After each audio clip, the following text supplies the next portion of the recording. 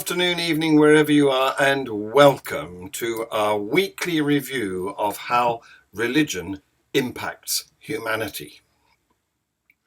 This week's headlines. There's fear and anger in Canada after a Muslim family is killed. The Pope voices pain over Canadian indigenous children's deaths. He doesn't apologise. A Lakes High School Valedictorian pulls a last-minute switch to talk about abortion rights instead of her approved speech. In a chilling move, a Texas town declares itself an anti-abortion sanctuary city. A Sunni mob attacked an Ahmadi funeral procession. A Salvadoran woman is freed from jail after a 30-year abortion sentence. The BBC reports on the danger of religious misinformation about COVID-19 vaccines. Sadly, we start today with more bad news from Canada. This report is from our correspondent, David Rand. This is David Rand reporting from Canada. The evening of Sunday, June 6th, in London, Ontario, Canada, members of 3 generations of a family died when a 20-year-old man plowed his pickup truck into them. Salman Afzal, 46, his wife Madia Salman, 44, their daughter Yumna Afzal, 15, Salman's mother Talal Afzal, 74. The couple's son, Fayaz, 9, remains in hospital. There is no known connection between the targeted family and the perpetrator, Nathaniel Veltman, who was wearing what looked like a bulletproof vest. Police have concluded that it was a deliberate act, and Veltman has been charged with 4 counts of first-degree murder and 1 count of attempted murder. As the family is Muslim, police also claim that they were targeted because of their religion. Given the circumstances, and given that Veltman is a practicing Christian, it is plausible that it was an act of anti-Muslim bigotry. But police offered no precise justification for that conclusion. Allegations of racism have been thrown around a lot, thus conflating 2 very different attributes, religious affiliation and racial identity. Unfortunately, this outrageous killing has been made even worse by politicians and journalists who are exploiting it for partisan purposes. Many have drawn a spurious link between this horrific attack and Quebec's state secularism law, Bill 21. For example, Federal Transport Minister Omar Alghabra accused Bill 21 of fueling an anti-Muslim backlash. Prime Minister Justin Trudeau's reaction was contradictory, first saying that he disagrees with those who say Bill 21 fosters hatred and discrimination, but then adding a few minutes later that Quebecers should reconsider the bill because of, quote, the rise of intolerance and Islamophobia, end of quote. In reality, Bill 21 is a very moderate secularism law which bans some civil servants from wearing religious symbols while on the job, just as Quebec bans political displays by state employees. It is unrelated to the London attack, which occurred in a different province. In a July 2019 decision by Quebec Superior Court, Judge Michel Hiergeau rejected an attempt to have parts of Bill 21 suspended. In response to the complainant's allegation that Bill 21 fomented religious intolerance, the judge observed that the law's purpose is just the opposite, to curb such incivility. Thank you, David. On Sunday, Pope Francis expressed his pain over the discovery in Canada the remains of 215 Indigenous students of church-run residential schools that we reported on last week. He pressed religious and political authorities to shed light on this sad affair in remarks to the faithful gathered in St. Peter's Square, Rome. The Pope also called on the authorities to foster healing, but he made no reference to Canadian Prime Minister Pierre Trudeau's insistence that the Vatican should apologize and take responsibility. From the 19th century until the 1970s, more than 150,000 Indigenous children were forced to attend state-funded Christian schools the majority of them run by Roman Catholic congregations, in a campaign to assimilate them into Canadian society. The Canadian government has admitted that physical and sexual abuse was rampant in the schools, with students being beaten for speaking in their native languages. Chief Roseanne Casimir of the Tukalps Sekwepemc First Nation in British Columbia has said her nation wants an apology from the Catholic Church. The missionary oblates of Mary Immaculate, which ran nearly half of Canada's residential schools, has yet to release any records about the Kamloops school. Pope Francis's comments spoke of healing, but not of apology. A valedictorian speech by a leaver of Lake School in Texas took an unexpectedly passionate turn. Listen to Paxton Smith. Today I was going to talk about TV and media and content because it's something that's very important to me. However, under light of recent events, it feels wrong to talk about anything but what is currently affecting me and millions of other women in the state. Recently, the heartbeat bill was passed in Texas. Starting in September, there will be a ban on abortions after 6 weeks of pregnancy, regardless of whether the pregnancy was a result of rape or incest. 6 weeks. That's all women get. And so before they realize, most of them don't realize that they're pregnant by 6 weeks.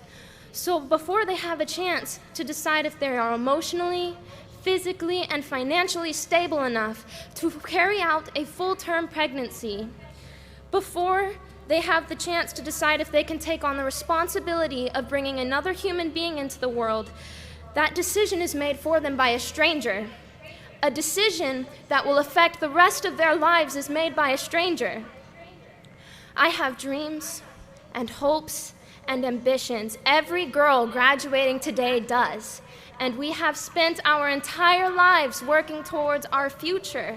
And without our input and without our consent, our control over that future has been stripped away from us. I am terrified that if my contraceptives fail, I am terrified that if I am raped, then my hopes and aspirations and dreams and efforts for my future will no longer matter. I hope that you can feel how gut-wrenching that is. I hope you can feel how dehumanizing it is to have the autonomy over your own body taken away from you. And I'm talking about this today, on a day as important as this. On a day honoring 12 years of hard academic work, on a day where we are all gathered together, on a day where you are most inclined to listen to a voice like mine, a woman's voice, to tell you that this is a problem, and it's a problem that cannot wait. And I cannot give up this platform to promote complacency and peace when there is a war on my body and a war on my rights. A war on the rights of your mothers, a war on the rights of your sisters, a war on the rights of your daughters. We cannot stay silent. Thank you.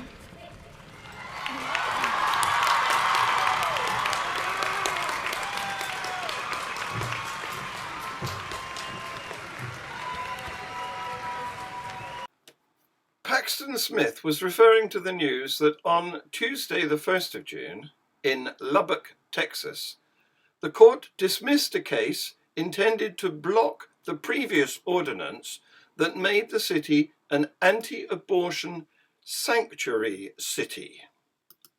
As we reported last week, Texas Governor Greg Abbott signed an ordinance that bans abortions and allows anyone to sue anybody who aids in the process of attaining an abortion.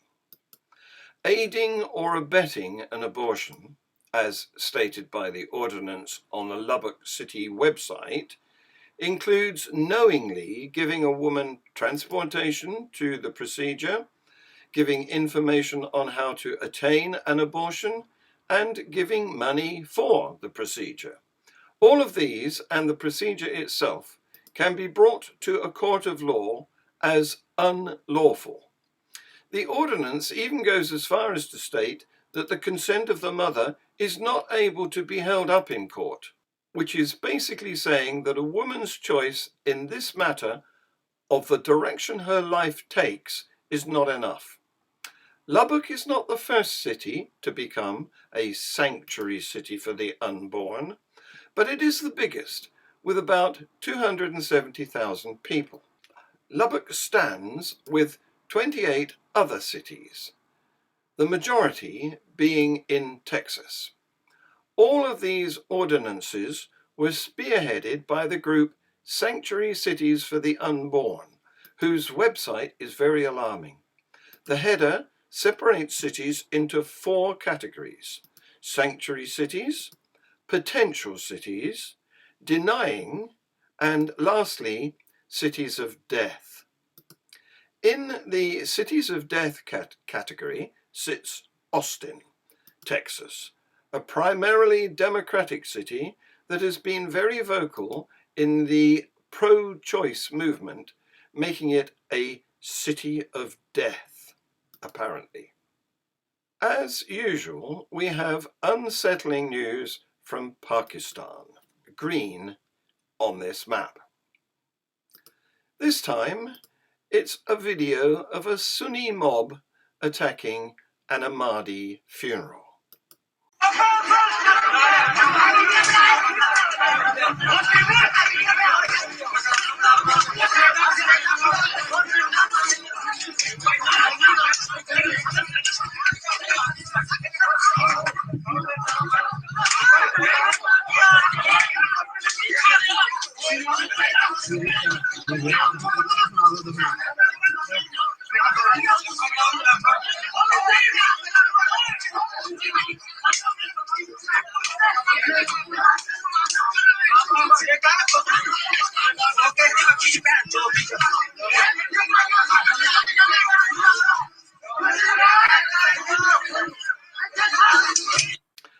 A Salvadoran woman who had served nearly a third of her 30-year prison sentence on charges of terminating her pregnancy and violating El Salvador's harsh abortion ban was released on Monday. Sarah Rogel was arrested in October 2012 after going to a hospital with bleeding injuries caused by what she said was a fall while carrying out chores at home. Back then, when she was a 22-year-old student, Rogel was prosecuted and sentenced for killing her unborn daughter. Sarah never deserved to be in prison, feminist activist Morena Herrera said. While in mourning for the heartbreaking loss of her pregnancy, Sarah should have been with her family. Instead, she was unjustly imprisoned for 9 years. El Salvador has one of the world's strictest bans on abortion. It doesn't permit exceptions, even for rape or if the mother's life is at risk. And prison sentences can stretch up to 40 years. In recent years, some rulings have been reversed, with several women released from jail after serving parts of their long sentences. Still, women are often prosecuted for stillbirths and abortions induced because of medical emergencies. As coronavirus vaccines slowly roll out across the world, leaders are working hard to build confidence in them. Religious leaders, in particular, can play a crucial role in convincing people to vaccinate.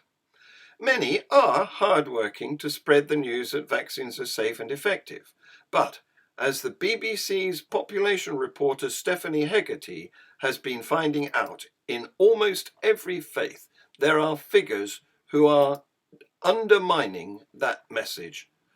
with some spreading misinformation which could lead to vaccine hesitancy. This report from the BBC. Get your chip when you get your COVID vaccination. They want to alter us. They're sharing false rumors and lies about COVID-19 vaccines. This is a final enslavement. And they have influence because they're religious leaders. I look at anti-vaccine content all day, every day. My name is Kalina Kultai. So these figureheads who have a large platform, ties, are often respected, and they also have the cultural competency to understand what is important, what are the values, what is necessary to make that information powerful and resonate. It's a minority spreading these false messages. Most leaders in every faith are trying to do the opposite. The vaccine is a gift of thanks. But when religious leaders spread wrong information about vaccines, it can be powerful. In India, this man suggests the vaccine is an international conspiracy to feed cow's blood to Hindus. But there's no cow's blood in COVID-19 vaccines. A Greek Orthodox bishop says slaughtered fetuses are used to make vaccines. But this emotive language is extremely misleading. There were 2 fetuses aborted in the 1960s that are used to produce a cell line that's still used today in the process of making deactivated virus that goes into the vaccine. But that does not mean that they're taking aborted babies and putting it in your vaccines. In Israel, a rabbi claims the vaccine will make you gay, which is nonsensical. All those claims. And in the US, some evangelical Christians are debating whether vaccines are the mark of the beast, a sign of the devil, and the end of times. I think it's difficult for social media companies to figure out where is the appropriate moderation limit when it comes to religious content. Even when negative messages aren't necessarily false, they can have a big impact. Sitting in London, I received this message from a friend in Nigeria. But it came from Zambia, where the speaker, Nevers Mumba, is a politician and a former televangelist. Zambia must not inject any vaccine in any Zambian body before strenuous verification. There's a danger when someone as influential as you spreads a message like this publicly, they undermine confidence in the vaccine. Why did you feel the need to make this statement publicly? I think it's my moral obligation as a leader to make that public, because it puts our authorities on alert to realize that we are not just people who receive anything that comes to us, but all we are saying to our people, make sure it is safe. Is pre-regulation by the WHO, that isn't enough by your standards? No, not at all, not at all. When Pfizer hit London, London had to do its own verifications and ensure that they're satisfied. Even if the intent of the person who's posting it is not necessarily to spread misinformation, it can be interpreted as a message to not vaccinate. Dr. Teddy Andrew Mulenga challenged Nevers Mumba publicly. I asked him why. For us here, pastors, they have huge followings, but whatever they say is taken as gospel truth. He believes that Zambia, like other countries have done, should trust the WHO's rigorous pre-regulation to get the vaccine quickly. I am a doctor, but there are more people listening to him. It's crucial that religious leaders get vaccine messaging right. Halal is very important for Muslims. In 2018, the highest Muslim clerical council in Indonesia said a measles and rubella vaccine wasn't halal. MUI then issued a fatwa that this, even it is not halal, but it still can be used. But that mixed message meant many parents refused to vaccinate their children. Now, with coronavirus, they want to do things differently. They put out a fatwa saying the COVID-19 vaccine from Sinovac is halal before the rollout in Indonesia began. I think it's incredibly important for religious leaders to spread accurate and up-to-date information about vaccines and making sure that that information that they're spreading is relevant to their congregations. Because a delay in vaccinating means more lives lost. We need the vaccine. We need people to buy it. Stay tuned on this channel for the live show Free Thought Hour with author and YouTuber Dr. R.J. Downard on evolution and other things, starting in about 10 minutes. We will be back with our weekly news review on our platforms at the same time next week. Please like, subscribe, share, comment, set the notifications, etc. Thank you for watching.